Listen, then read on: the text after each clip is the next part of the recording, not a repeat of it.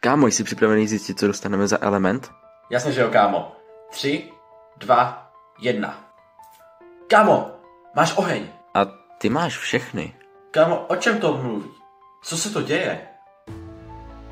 Ty máš všechny elementy a k tomu nějaký element blesku a fialového kruhu.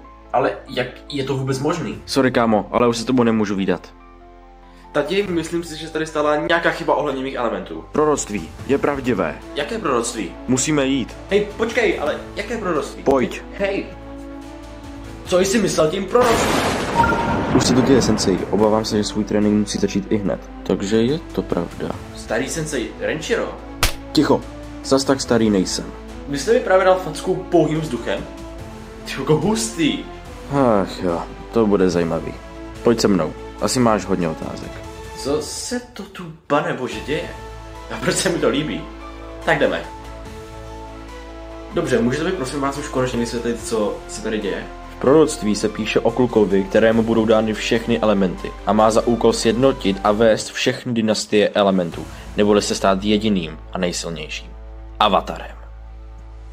OK, to je cool a všechno, ale proč zrovna já? V proroctví je psáno, že si elementy svého nástupce vybírají podle jeho činů a skutků. Asi to jsi ty. Sice nechápu proč, ale očividně ano. Tohle jste si mohl odpustit. Na tom nezáleží. Jediná otázka, na které záleží, je, jsi připravený stát se avatarem? Pro tohle jsem se narodil. To rád slyším. K tomu, aby ses naučil ovládat oheň, si představ nejhorší scénář, co se ti v životě mohlo stát. Ne zas ale úplně moc. A zapál svou jiskru v srdci. A pamatuj, že jsi silnější než ta bolest. Nějak takhle? Perfektní. Jedno z tvé očí mělo modrou barvu. Jsi připravený se posunout na element vody. OK, už se do toho začínám dostávat. Element vody. K tomu, aby se naučil ovládat, musíš s vodou splynout v jedno. Musíš být jako voda, musíš dýchat jako voda, musíš se hýbat jako voda. Počkat, voda umí dýchat. Sklapni.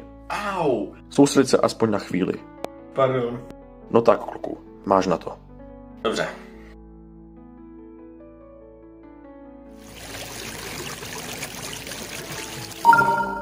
Nějak takhle? Výborně. Yes! O tomhle přístupu celou dobu mluvím. Jsi připravený jít dál. Další je element větru. Svedí svou ruku dlaní nahoru. Takhle? Ano, a začni svou rukou pomalu kroužit. Musíš být uvnitř soustředěný a najít mír a klid. Ano, to je správně. Počkej, to je moc. Ne, počkej, to je moc. Sensei, mám pocit, že jsem se konečně naučil ovládat element vzduchu. Jo, a zničil si mi dům, který jsem stavěl 5 let. Pardon. Počkat, ale to už teďka znamená, že se můžu naučit element země, ne? Jo. Yes!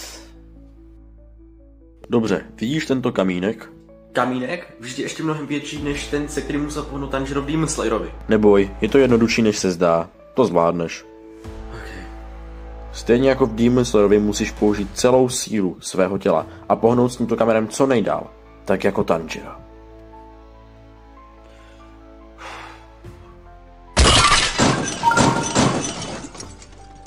Zničil jsem mi celou zahradu. Pardon. Žádná facka pro tentokrát. Oh.